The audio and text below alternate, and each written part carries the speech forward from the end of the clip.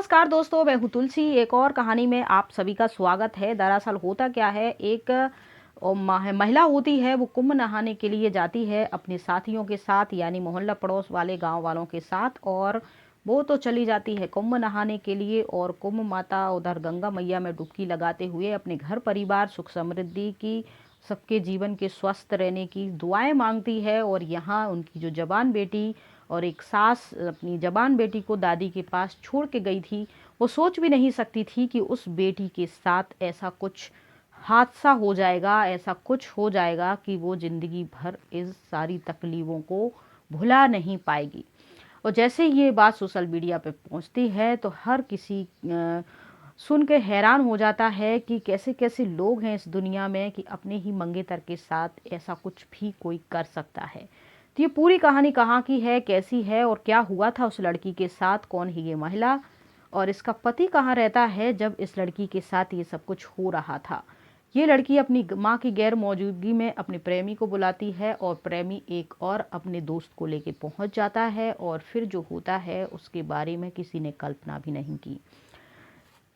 दरअसल ये जो महिला है, ये रहने वाली बिहार प्रदेश की है, वहाँ के एक गांव की। और इसका जो पति है दिल्ली में काम करता है, और महीने में 2 महीने 6 महीने में आता है, पैसे भेजता रहता है। क्योंकि ये छोटे से गांव में रहते थे तो पैसों की काम करने की दिक्कत थी। जवान बेटी है, एक माँ है जो बीमार रहती है, और इस जवान बेटी की माँ है और इस माँ की एक सास है, यानी 3 महिलाएं इस घर में रह रही हैं, माँ, बेटी, सास। और जो पति है वो दिल्ली में काम कर रहा है, वो कभी कभी आता है। अब कुंभ का सीजन चल रहा है, यहाँ सब लोग जा रहे हैं, तो जब जाते हैं तो एक दूसरे से पूछते हैं, क्योंकि कहीं भी भीड़ भाड़ वाले इलाके में जाते हैं जब लोग और तीर्थ करने जाते, कुंभ नहाने जाते हैं, तो वो सोचते हैं कि 20-25 लोगों का, 10-15 लोगों का, 8-10 लोगों का ग्रुप हो, ऐसा तो अच्छा लगता है जाने में। इतनी लंबी दूरी होती है, एक दूसरे के साथ बातें हंसी मजाक करते सफ़र कट जाता है, और आराम से सब ग्रुप बना के एक दूसरे का हाथ थामे घूम फिर लेते हैं, जो भी खरीदारी करनी है कर लेते हैं और आ जाते हैं घर में। तो यही सब करके जब गांव के लोग जा रहे थे तो इनसे भी कहते हैं। महिला का नाम सावित्री होता है और उनकी लड़की का नाम रानी होता है, यहाँ नाम बदल दिए गए हैं। तो सावित्री से कहते हैं कि आप कुंभ नहाने चलेंगे, तो वो कहती है कि ठीक है, हम भी चलते हैं। वह अपनी बेटी से कहती है कि देखो बेटी, दादी का ख्याल रखना, लड़की की उम्र 22-23 साल की है, लगभग शादी के लायक है, और एक जगह शादी की उसकी बात भी चल रही है उनके ही किसी रिश्तेदार के किसी लड़के से। और ये लड़का जाना पहचाना होता है। तो लड़की कहती है कि माँ, एक ही मोबाइल है घर में जो आप लेके चली जाओगी, एक काम करो, एक छोटा सा फ़ोन ले लो, मुझे दे दो, और मैं उससे, आप ले जाओ, उससे आपकी बात होगी, मेरी बात होगी, और मुझे किसी से कोई बात करनी होगी तो माँ एक छोटा सा कीपैड वाला मोबाइल लेती है, वो अपने साथ ले जाती है। एक मोबाइल जो है बेटी को दे जाती है, और अपने दो जो साथी होते गांव के, उनके साथ कुंभ नहाने के लिए चली जाती है। कुंभ पहुंच जाती है, गंगा स्नान करती है और गंगा में प्रार्थना करती है कि मेरे घर परिवार को, मेरी जो सास है उसको स्वस्थ जीवन देना, मेरे पति को तरक्की, और मेरी बेटी का जो रिश्ता चल रहा है वो अच्छे से चले, उसकी शादी बड़े आराम से हो जाए, किसी प्रकार की कोई कमी ना हो, परेशानी ना आए, और वह अपने घर गृहस्थी आराम से बसा ले।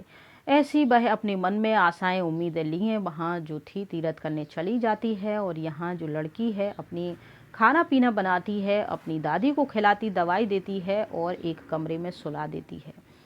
दोपहर में ही वह अपने जो उसका मंगेतर होता है राजेश, उससे कहती है कि माँ तो कुंभ नहाने के लिए गई है और मेरा तुमसे मिलने का मन है, तो तुम आ जाओ, घर में कोई नहीं है। राजेश कहता ठीक है, मैं आ जाऊंगा, रात 7:30-8 बजे तक मैं पहुंच जाऊंगा, और तुम जो भी घर के काम है सब तैयार कर लेना, ख़त्म कर लेना, फिर हम दोनों साथ में समय बिताएंगे। तो ये राजेश नाम का जो लड़का होता है उसका मंगेतर होता है, दूर के पहचान के रिश्तेदारों का ये लड़का होता है, और एक घर में कभी भी आता जाता था। और इन दोनों की शादी की बात भी फिक्स हो गई थी, कुछ एक महीने बाद ही इन दोनों की शादी होनी थी। तो ये कुछ लड़की ने कहा कि चलो अभी घर में तो कोई है नहीं, माँ है नहीं, तो उसके साथ थोड़ा सा वक्त बिताया जाए। यही सोच के लड़की उसे बता देती कि घर में कोई नहीं है, और लड़का जो है हामी भर के वहाँ पहुँच जाता है। लगभग शाम के 7 बज रहे होते हैं। लड़का पहुंच जाता है। लड़की जैसे ही दरवाज़ा खोलती है, उसके साथ उसका एक दोस्त भी रहता है। तो वो लड़की उसको देख के थोड़ा-सा हैरान होती है, थोड़ा-सा उसे मन में कई प्रकार के सवाल चलने लगते हैं, परेशान भी होती, थोड़ी गुस्सा भी आती है, लेकिन अपनी जो है भावनाओं को छुपाते हुए वो कहती है कि ये कौन है? वो कहता है ये मेरा दोस्त है, ये मेरे साथ आया है, तो रात का माहौल था, ऐसे ही आ गया है घूमने-फिरने के लिए, तुमसे मिलने के लिए।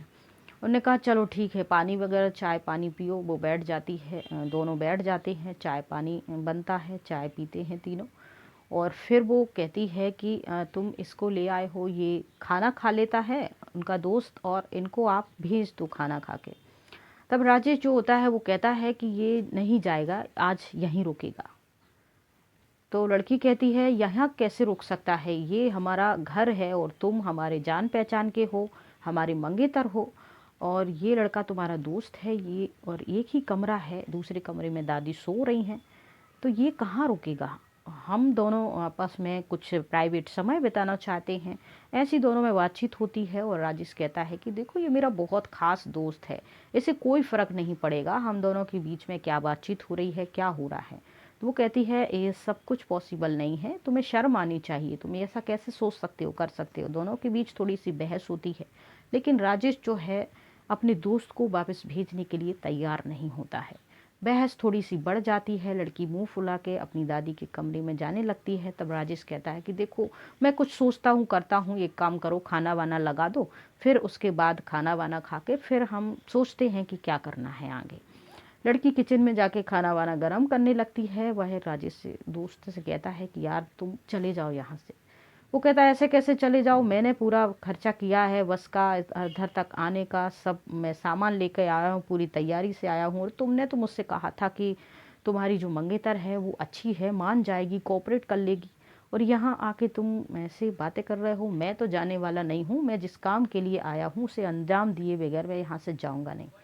लड़की आ जाती है, दोनों को खाना खिलाती है और वो फिर कहती है कि अभी तुम जा सकते हो, लेकिन वो जाने को तैयार नहीं। तब राजेश कहता है कि देखो यार क्यों फालतू की बात बिगाड़ रही हो, ख़राब कर रही हो, तुम तो मेरी मंगेतर हो, हमारी तो शादी होनी है, और हम एक दो बार पहले भी सब कुछ कर चुके हैं, रिलेशनशिप में भी हैं हम दोनों, और मेरा ये दोस्त है तो मुझे कोई दिक्कत नहीं है ये तुम्हारे साथ कुछ करे या यहाँ रहे या कहीं भी एक कोने में सोता रहे, मुझे जब कोई दिक्कत नहीं है तो तुम इतना क्यों दिक्कत कर रही हो।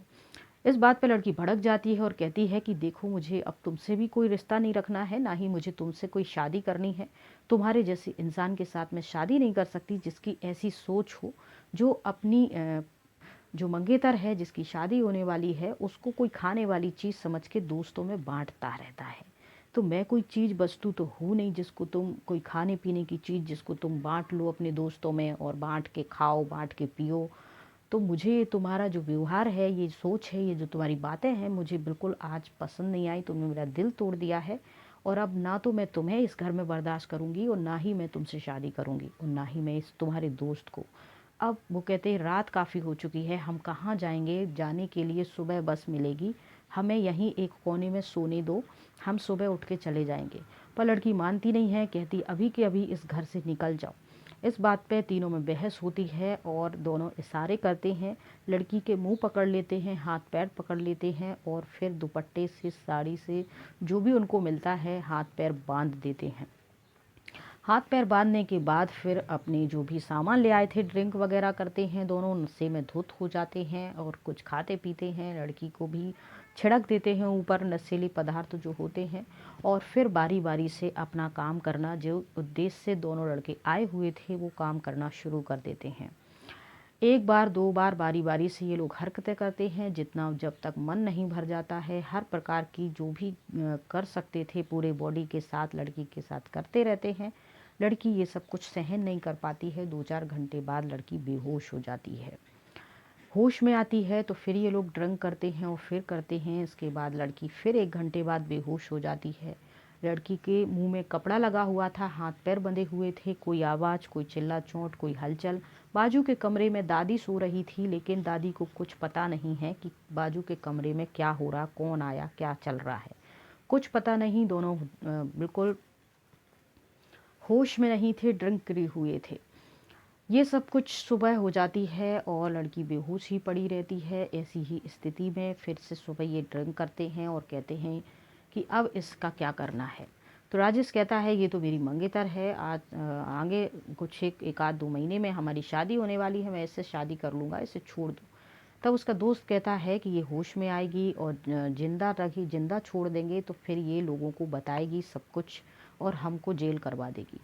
तब राजेश कहता है कि एक काम करते हैं, उसका गला दबा देते हैं। तो बेहोशी की हालत में गला दबा देते हैं दोनों कपड़े से और उनको लगता है कि अब ये ख़त्म हो चुकी है, मर चुकी है, चलो यहाँ से चलते हैं।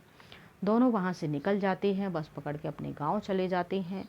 और सुबह के 3-4 बज रहे थे जब ये दोनों निकल जाते हैं। सुबह 7 बज जाते हैं। दादी के लिए जो है वहीं बिस्तर पे पानी चाय देना होता है। और सुबह ये लोग 5-6 बजे जल्दी उठ जाते हैं, घर की साफ़ सफाई पूजा पाठ करके दादी का ध्यान रखते हैं। लेकिन आज 7 बज चुके थे, पोती की ना तो आवाज़ आ रही थी और ना ही वो उठी थी। तब दादी को लगता है कि शायद कुछ गड़बड़ है। वो अपने कमरे से उठ के जब दूसरे कमरे में जाती है और इस हालत में लड़की को देखती है तो वो तुरंत समझ जाती है कि इसके साथ क्या हुआ है। वो रानी को हिलाती डुलाती है, पानी के छींटे मारती है। लड़कों को तो लगा था कि वो मर गई, लेकिन वो होश में आ जाती है। होश में आती है, दादी उसे खोलती है, गले लग के वो बहुत रोती है और सारी बात वो बता देती है। इसके बाद उसकी दादी कहती है कि तुम इन्हीं हालत में पुलिस स्टेशन चलो उन लड़कों के खिलाफ एफआईआर दर्ज करवाने के लिए।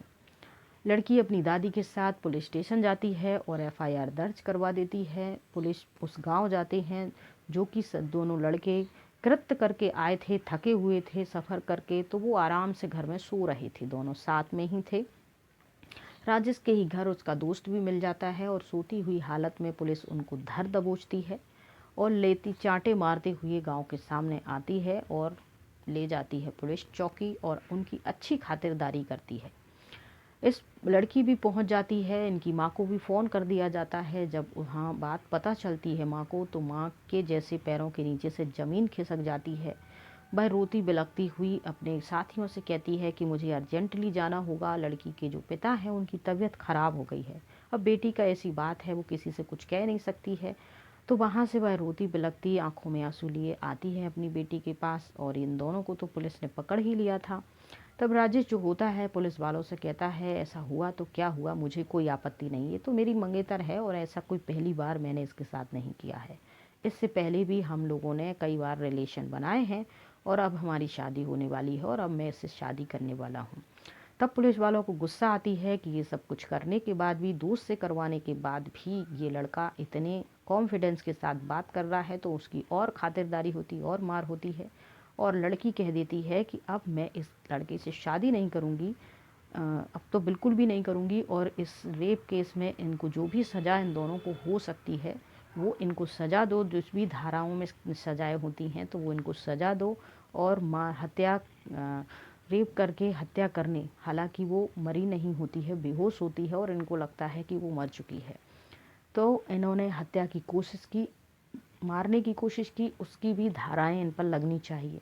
ऐसे करके इन लड़कों को केस बन जाता है और इनको जो भी सजाएं उस धाराओं में मिलनी होगी वो मिल जाती है। तो ये कहानी आपको बताने का एक ही उद्देश्य है कि अगर आपका भी कहीं ऐसा शादी होने वाली है, मंगेतर है और आप उसके साथ वक्त गुजार रहे हैं, तो थोड़ा सा सावधान रहें। शादी तक थोड़ा सा अपनी भावनाओं पे कंट्रोल करके रखें और अपना ध्यान रखें। और अपने जो माता पिता हैं उनकी भी थोड़ी सी ऐसी बात, मतलब ये ना सोचें कि चलो घर में आज अकेले हैं तो पार्टी कर लेते हैं। थोड़ी सी सब चीज़ों का ध्यान में रखिए, मर्यादाओं में रहिए, तो आपका जीवन, आपके परिवार का जीवन सुरक्षित रहेगा। अच्छा, खुश रहिए, सुरक्षित रहिए। जय हिंद, जय भारत।